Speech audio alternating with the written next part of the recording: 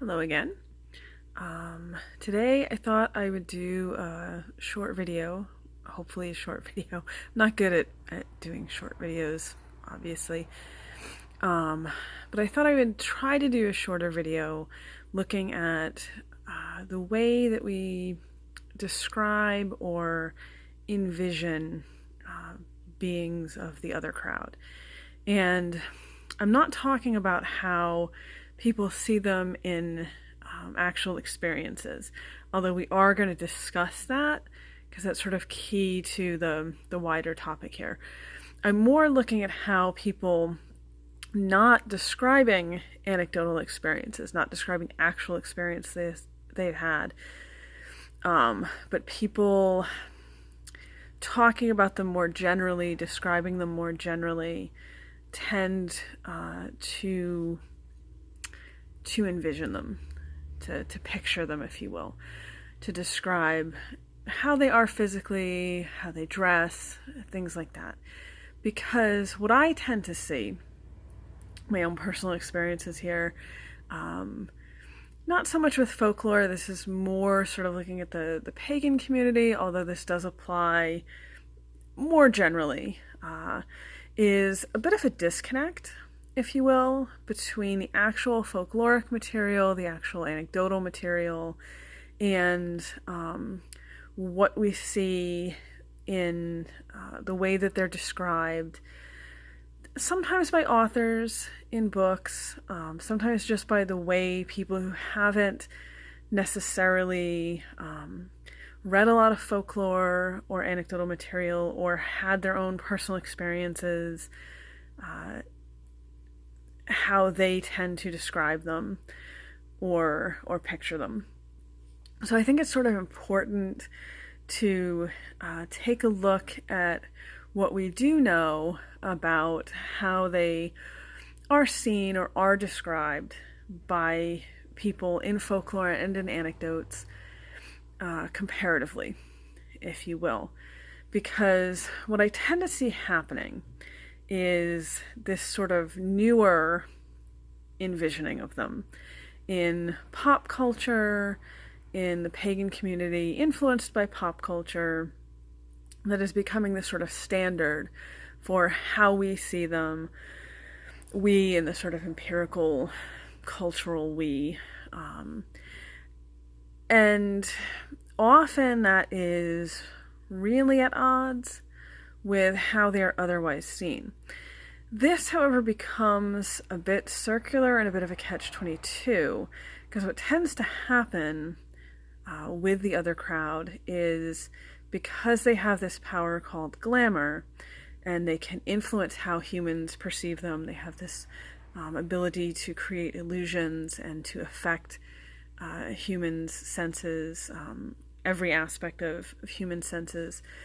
They will give humans what humans expect to see, not just in physical appearances, but in the appearance of locations. And we see this in a lot of the more well-known stories.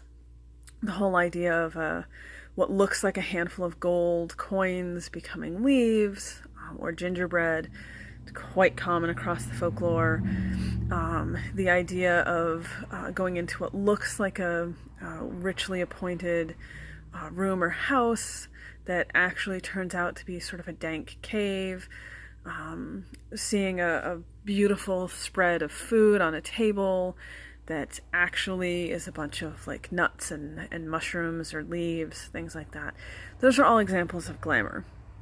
And that does extend to the actual appearance of these beings, the physical appearance of these beings as well.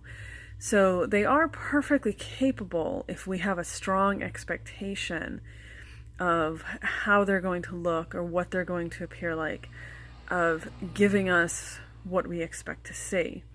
So if we have this very strongly ingrained modern pop culture image that this is what a fairy looks like, it's not unlikely that then, if we're sort of primed for that, and we're in a situation where we expect we might see or experience them, that we might get exactly what we're expecting to see. and that does happen. So I think it's important in that case to look at the folkloric and anecdotal material. And of course, you can argue with all of this that anytime we see or encounter them, we're just getting what we expect to see in any event. And even the older material, people were still just getting what they expected to see. I think there are some arguments against that. There is a concept in Irish and Scottish culture that I'm aware of called the second sight or spirit sight, where some human beings do have the ability to see through glamour, to see spirits, to see the fairy folk as they are, not as they wish to present themselves to be. So we can look at how those particular types of people see them, for example. There are also situations, there have been situations where humans saw the good neighbors apparently without the good neighbors knowing they were being seen, or sort of unintentionally eavesdropping, if you will. So in those cases, there's no reason to think that they were intentionally presenting a certain appearance, as opposed to that they were just being seen as they were. So, but I will, in fairness, acknowledge that you can argue anytime we see them that humans are seeing, what the good people want them to see. And that is a fair point. I disagree for the reasons I just stated, but I do acknowledge that concept is a fair criticism, if you will. So, that all said, really quickly I will address that there is a very widespread idea that the good people are these very tiny, sometimes very tiny, sometimes up to like a foot tall, childlike winged beings. I had mentioned in a previous video, I believe that is something that comes to us from the Victorians, that they were the ones who sort of gave us this childlike garden sprite idea. The specific idea of fairies having wings comes to us actually from the theater. It was something that came from theatrical presentations where they needed a visual cue for the audience so that audience members would know that this particular actor was supposed to be representing a fairy. So they came up with this idea to give them wings. At that point, obviously bat wings had already long established, been associated more with demons, so they gave them insect wings, which plays into the Victorian idea of them being tiny and sort of this insect-like being. And it was not exactly, but very similarly timed. We see this showing up in the theater around about the 18th and very early 19th century. So, it is very close to the Victorian period when we start to see the tiny fairies going on. Not to say there aren't some tiny fairies in genuine older folklore, because there are, but in older folklore we see fairies of all different sizes, from the size of ants up to giants, literal physical giants. And we see them in human forms as well as animal forms. So there's just quite a wide variety when it comes to the topic of physical forms of fairies. Whereas later we start to see this very narrowly focused idea that they are only these tiny little winged beings. But the wings specifically are something that comes from the theater. And we see it initially in the theater, and then from there we later start to see it in artwork.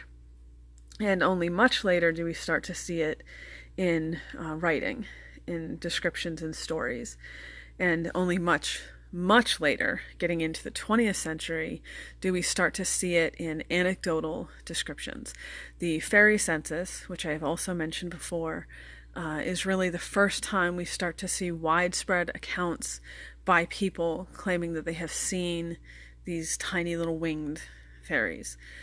Prior to that, if we look at anecdotal accounts in The Good People, which is an anthology that came out in 1991, or in the Fairy Faith in Celtic Countries, which is a collection of, at the time, academic essays as well as anecdotal material that came out in 1911. You do not see winged fairies in those anecdotal accounts. You see mostly human-sized, humanoid fairies, mostly. There are some smaller, but by smaller, we're talking more child-sized. Sometimes 2.5, 3 feet would be on the smaller end, just to be very clear in those anecdotal accounts, as well as human-sized. Not to imply that 2.5 and 3 feet isn't human-sized, because obviously there are humans that are that size, but yeah, I said that really badly. Let me correct myself. We see more like 5 feet, 6 feet tall fairies. Yeah, I'm sorry, because that did not come out at all the way I intended it to. We see smaller fairies in the range of 2 to 3 feet, and then we see many, many stories of fairies that are 5 or 6 feet tall. Let me put it that way. As opposed to these miniaturized, 6-inch, 12-inch tall fairies that are more common now. So, that all said, it's important when we consider like what they look like to keep in mind that this idea that's extremely prevalent now of these tiny miniaturized winged fairies really is something that comes from human popular culture and not from direct folklore and from direct experiences that humans were having with fairies. It sort of came from a completely different place. And it took quite a while, well over 100 years, for it to become saturated enough in people's minds for people to start seeing and experiencing fairies who looked that way. Which is definitely something to think about. Give a little thought to why that is. We do still see people encountering and having experiences with these 5 and 6 foot tall fairies. I also want to clarify, because this is another point of confusion, when we see people describing and talking about the fair folk, the gentry, the good people today, they tend to be very heavily romanticized and often sort of put in this anachronistic place where we like to do this with a lot of things, by the way, not just fairies. We do this with other cultures. We do this with other types of humans that we consider foreign to whatever our culture is. But we do this a lot with the good people as well. So we tend to see people describing them as if they were stuck in this sort of medieval time period, or maybe Renaissance in some cases. Lots of tunics and boots and swords and fancy dresses. And, if you really can picture like the Lord of the Rings, Tolkien elves, that kind of dress, it's not that you won't sometimes see them that way, because certainly they can wear whatever they want. Quite frankly, you still see humans sometimes dressed that way. Ren fairs, the Society for Creative Anachronisms, live action role playing. I mean, you do see human beings still dressing that way. You're certainly occasionally going to run into the fair folk still dressing that way. But the majority of the time, I think, and this is supported again by anecdotal evidence, the books that I mentioned previously are good places to look. You can find accounts on YouTube of people who have had modern day fairy encounters. The fairy census, if you look through it, while it does have examples of encounters with these tiny fairy beings, it does also have encounters with the various human-sized ones from 2 feet up to 6 feet tall. And if you just ask around and talk to people who have had modern fairy encounters, which I've done quite a bit, talked to other people around today, contemporary accounts, if you will, you will find that generally when people do encounter them now, what they find is that they tend to dress in either modern fashion or fashion that's within a generation or two.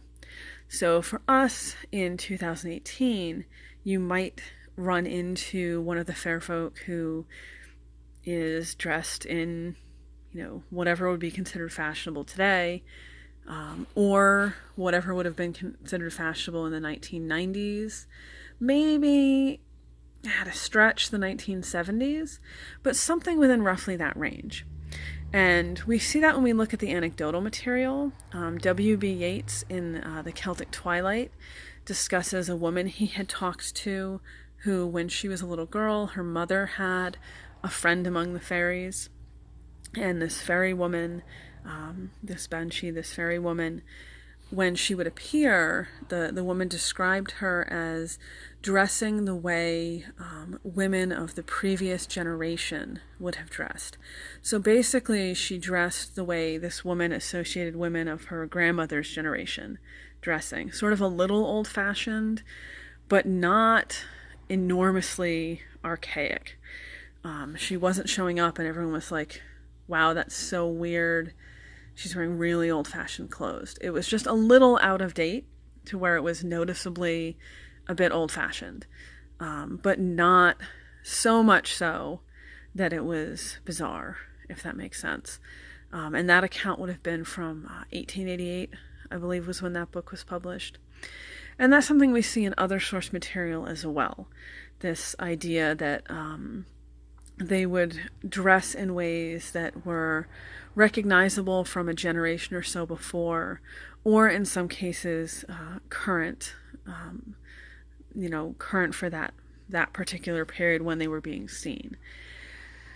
The reason I'm emphasizing this so much is that I think when we look at people and modern accounts, we have this sort of ingrained expectation, first of all, and I've mentioned this again in a previous video, that we are only going to encounter these beings in sort of like a meditative state, or because we have this sort of idea that they're not physically real. We're going to encounter them in dreams, which we certainly can, meditations, which we certainly can. That is all legitimate in different ways, but we don't tend to consider the possibility that we can still encounter them in our world in tangible ways. And I think part of that, beyond the fact that we tend to now view them as non-physical, which is problematic for a completely separate reason, which I've discussed in another video. But beyond that, I think part of why we tend to feel like we would not run into them is also this idea that we have this strange idea that if you saw one of the gentry today, one of the good people today, you would immediately recognize them because they would be wearing like a tunic and hose, or some Renaissance style dress, and they would just really stand out, and there would be like a sign flashing around them saying, I am one of the fair folk, I am one of the fair folk, because they would be dressed so strangely and out of time. Why would they do that? I mean, just honestly, if you stop and think about it, why would they do that? That would make no sense at all for them to be in our world and dressing so blatantly out of time. I think the reality is that people do run into them on a regular basis. They just don't recognize them. And there's a very famous piece of folklore. It's actually one of the most common pieces of folklore found throughout different Celtic language-speaking countries. It's called the Fairies' Midwife. And I'm not going to retell the whole story. I'm just going to focus on one of the important points here, which is that this woman who's taken to be a midwife to a woman giving birth, she has to put a salve on the baby's eyes to give it the vision of the fairies, so that it can see through glamour. as we mentioned earlier, and she accidentally touches one of her own eyes. And as soon as she does, she can also see through Glamour with that eye, and of course then realizes what's really going on, that she's not attending a human birth, and which is not a good thing for her. But later on, she's in a human market, and she sees the ferryman that had brought her to attend this birth, and without thinking, greets him. And he immediately realizes that she sees him for what he is. And of course, in the story, he ends up blinding the eye that can see him. The point there, though, is that he was there at this human market. He was moving among humans. He was completely unseen and unnoticed. Nobody was aware of what he was. Nobody was aware that he wasn't human like everyone else around him. Only she realized it because she had this special kind of vision. So, I think when we look at that and how widespread and popular that story is, that might be a clue that they really are more active and more present in our world than we give them credit for. We just don't see them for what they are. You might want to kind of ask yourself, if you did see one of the fair folk, would you recognize them? Would you know them for what they were? Especially if they were just wearing jeans and a t-shirt and just going about their own day. And I have talked to, modern contemporary people who believe that they have had real world encounters with these beings, who, for the most part, were dressed like humans. There was something not quite human about them. There was something about them that kind of made the person I was talking to think, this might be a fairy. But otherwise, there was nothing in the way they were dressed necessarily that just shouted out, "I'm a fairy." And there's at least one account that I can think of offhand in the fairy census that's the same. That's someone who was encountered actually at a sacred site, I believe in Cornwall, who, was 5 or 6 feet tall, brown hair, dressed in a way that didn't seem that strange to the person seeing them. But the things they were saying to the person and the way they were acting made the person suspicious that they were not a human being. Recently, when I was in Iceland, one of the people who was on the tour with us had an encounter at a sacred site with someone who they were a little suspicious might not have been human, might have been one of the Alfar. And the same thing, they weren't dressed in a peculiar, anachronistic way. They could have been a human, but they just didn't seem like they were somehow. So this is all just some food for thought as we look at how fairies are often described, particularly in modern pagan books, but by people in general, who sort of pigeonhole them into this very twee kind of physical description. Just maybe consider that, if you actually ran across one, if you actually saw one, they're probably not, at least certain types of them, the gentry, the fair folk, they might look very similar to a human being, and they might not be dressed in ways that seem that out of place. Just a little food for thought there. And I do, again, highly recommend reading the anecdotal material and talking to people, particularly people who have had modern encounters, see what their experiences were, see what they have to say about all of this, more than relying on things from people who haven't had these experiences and encounters, and who are really relying more on imagination and fiction and pop culture, because that's not the most reliable source for this particular topic. So I'll just leave you with that food for thought for today. Give it a little consideration. What do they really look like if you were to see one? Would you recognize them if you saw them?